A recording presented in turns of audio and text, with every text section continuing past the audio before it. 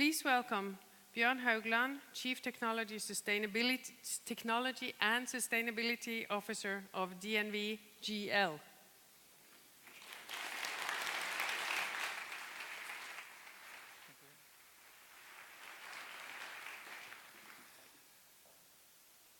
So, ladies and gentlemen, dear friends, good morning.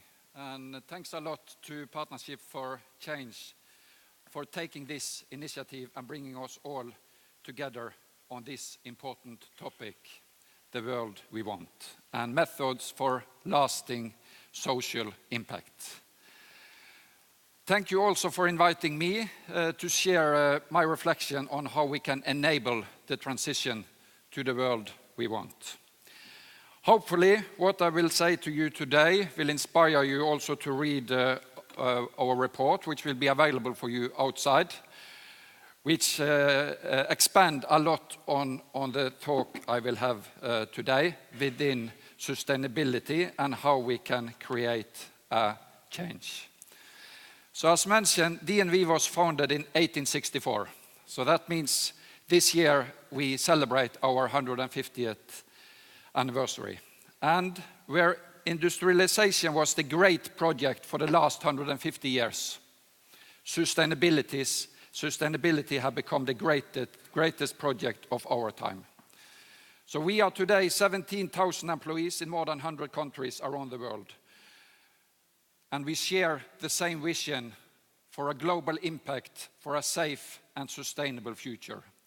So I would say we are above average interested in the topic which we will discuss here today. And looking ahead, we are optimistic about the future. We are confident that it is fully possible to create a world where we in 2050 will have 9 billion people living in harmony and prosperity within the limits of the planet. However, the world is not on a sustainable track, and the world we want will only appear through major change in direction. So what I will do is to share 3 reflections with you here today. First of all, what will business as usual look like? Where will business as usual take us? Second, how can a vision for 2050 look like? And third, what are the barriers we have to be aware of? What are the barriers we have to fight and overcome? And what are the most important pathways for change? So, first, I will start telling you that we live in truly exciting time. To tell you the truth, this is the kick-ass era of human history. For most of us, our lives have never been better. If you look at almost every indicator of human progress and development, health, education, poverty, access to water, access to energy, we have seen a remarkable progress over the past century. I argue that a continuation of this trend, greater progress towards increasingly better lives for us all, in fact is possible, but will require radical shift. We are today at a moment in time where we have the capital, the technology, the capacity, the knowledge to shape the future that we want. And this is not only exciting, this is an enormous opportunity. But before we can start to shape the world we want, we need to know, where are we headed if we continue on the same path as today? And where we would like to go?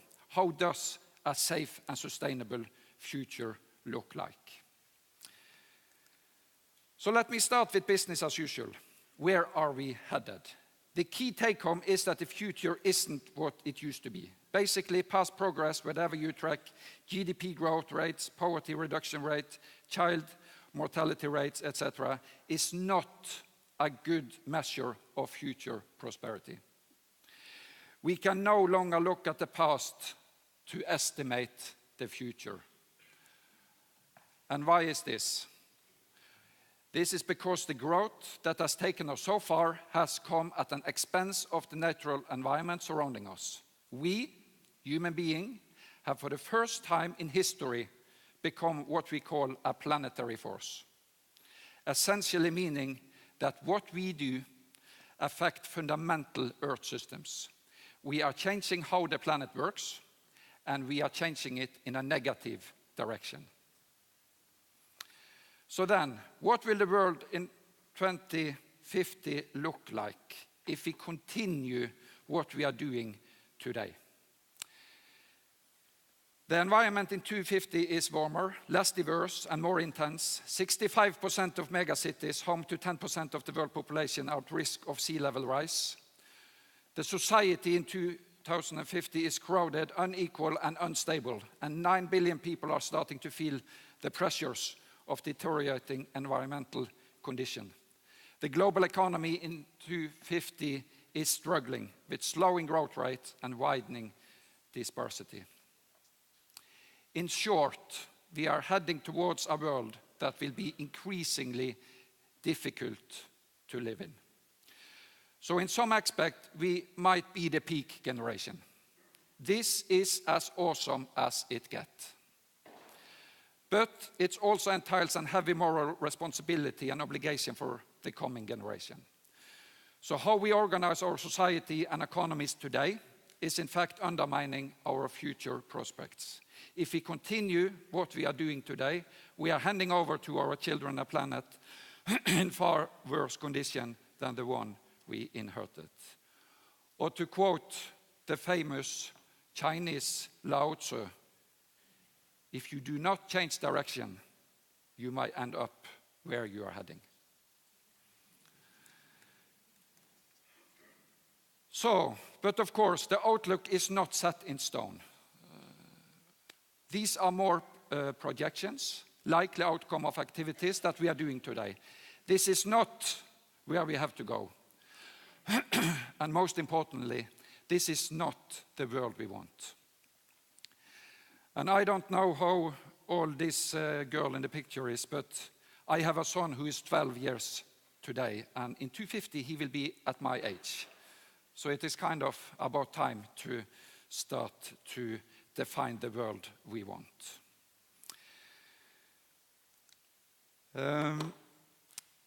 We have a vision of global impact for a safe and sustainable future. That is kind of the northern star of which DNV GL wants to set our course. And in essence, that means that we believe it is possible to create a thriving economy where growth is decoupled from environmental destruction and material consumption. We believe it is possible to stay within the limits of the planets while still enjoying a decent quality of life. And we believe it is possible for a society of 9 billion people to live well, enjoy universal access to basic needs, and to live healthy, safe, and flourishing life. However, in order to make this vision actionable, we must define aspiration. And I'm a little bit sorry to show you the next slides because it's a lot of numbers. But we are a bunch of engineers in DNV, and we really need to define things in numbers and aspirations. So what we have done is basically to set out 25 aspirations for the world we want, such as keep global warming within 1.5 degree and 350 ppm CO2 concentration, reverse current rate of ecosystem degradation, no loss in biodiversity, no net deforestation, manage global freshwater use to not exceed 4,000 cubic kilometers per year, eliminate extreme poverty, zero tolerance for child and forced labor, business to factor in all their outputs, including negative social and environmental impacts, which are no longer seen as external to the balance sheet. Wealth and progress no longer measured by GDP alone. So clearly, we all want to move towards a future society that is better and more prosperous than where humans can thrive, innovate, and flourish. So over the past 18 months, we have had an opportunity to talk to a lot of leading experts and analyze the best available science and research to basically understand one question. Why are we not doing the right things at the right time, at the right speed, to move away from this business as usual outlook towards a more safe and sustainable future? So basically, what are the barriers preventing us from achieving our vision? And again, through our research, we have identified 36 barriers in 5 categories, ranging from how short-term and reactive thinking dominates policy decision, corporate planning horizons, and consumer choices. How lack of true costing evaluation mean that negative externalities are not factored into production cost and prices. How skewed and harmful incentives encourage the wrong kind of behavior from the wrong kind of companies, like the fact that we give about $500 billion subsidies to the fossil fuel industry and only 80 billion to the renewable sector. So now, luckily, the future is outcome of millions of choices we as individuals makes every day. As human activity is the main cause of the situation we are into, it is human activity that can get us out of this situation.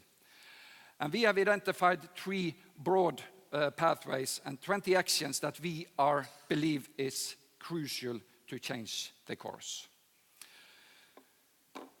On economy, first of all, we need to transform the economy and the function of the markets towards a greener, more inclusive and regenerative economy. A few examples of actions. We need to start measuring growth and prosperity in a new way, beyond GDP. We need to start accounting for externalities and factor them into cost of business. We need to subsidize and incentivize sustainable solutions and technologies, like we do in Norway with electric vehicles, which I think is a good example of that.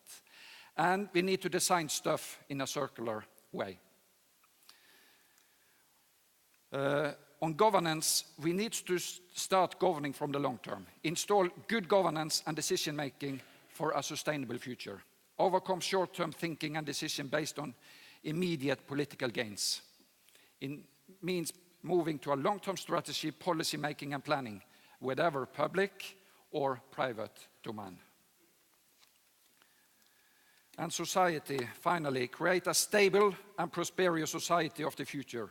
We need to ensure resilience, equity, and well-being by ensuring universal access to basic needs, focus on creating new green jobs, building infrastructure capable of handling climate change, and we need to work on mindsets and values, make inspiring and positive stories around the world we want. So, how do we get started? How do we kick off these changes? How do we fuel the transition? How do we start moving towards the right path for the future? For me, I think first and foremost, it's about leadership. It is about communication. We have to communicate a positive narrative for a low-carbon future. Inspiration unlock the future. Research, technology will follow. So I think authorities, organizations, businesses, citizens all have an obligation to act, because we have the knowledge, and with the knowledge comes an obligation to act. I firmly believe that global business, like DNV GL and other businesses, is an increasing part of the solutions to fuel and to enable the transition. In DNV GL, we are working with almost 100,000 customers in 25 different industry sectors.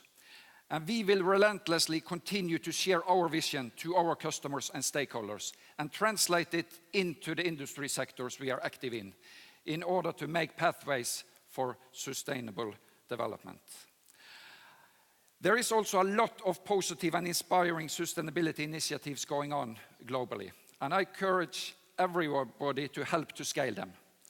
We are more connected than in any point in human history, allowing innovative ideas and solutions to spread quickly to all corners of the globe.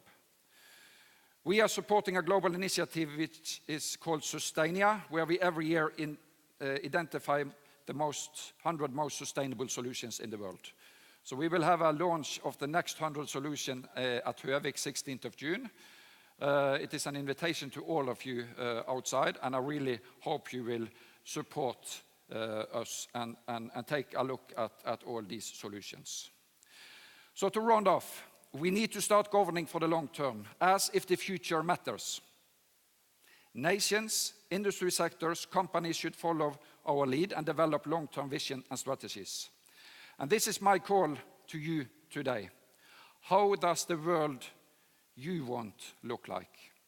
And how will you take this back into your organization and translate it into goals, strategies, and action?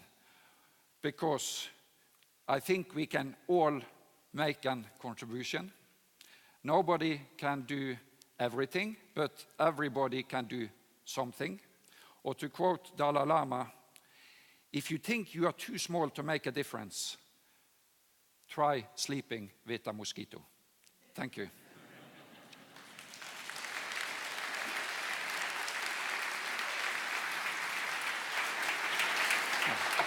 It's